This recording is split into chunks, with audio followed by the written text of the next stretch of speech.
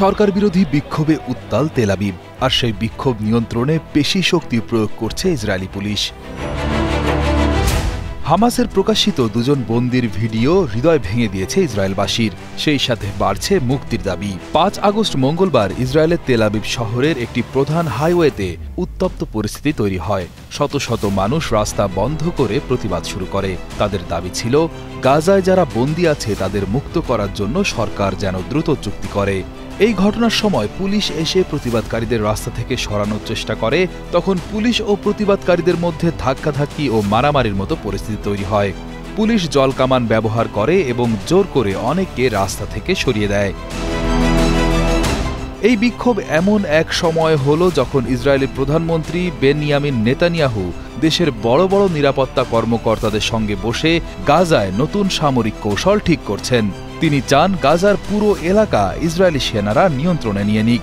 কিন্তু এরই মধ্যে হামাস দুজন ইসরায়েলি বন্দির ভিডিও প্রকাশ করে। ভিডিওতে দেখা যায় তারা মানসিক ও শারীরিকভাবে খুবই দুর্বল হয়ে গেছে।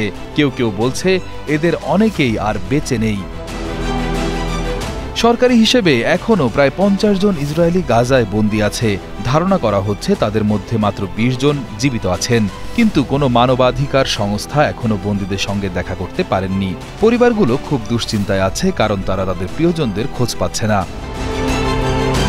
এদিকে গাজার ভেতরের অবস্থা আরও ভয়াবহ। খাদ্যের অভাবে বহু মানুষ মারা যাচ্ছে। জাতিসংঘ বলছে এখন গাজায় দুর্ভিক্ষ চলছে। অনেক শিশু খেতে না পেয়ে মারা যাচ্ছে। মাত্র একদিনেই মৃত্যু হয়েছে ৮ জনের। বিক্ষোভকারীদের দাবি যুদ্ধ নয়, এখন দরকার আলোচনা করে বন্দীদের ফিরিয়ে আনা। কিন্তু নেতানিয়াহু সরকার এখনও সেই পথে হাঁটছে না, বরং আরও বড় হামলার পরিকল্পনা করছে। ফলে জনতা এখন রাস্তায় নেমে বলছে, আমাদের সন্তানদের ফিরিয়ে আনো, যুদ্ধ থামাও।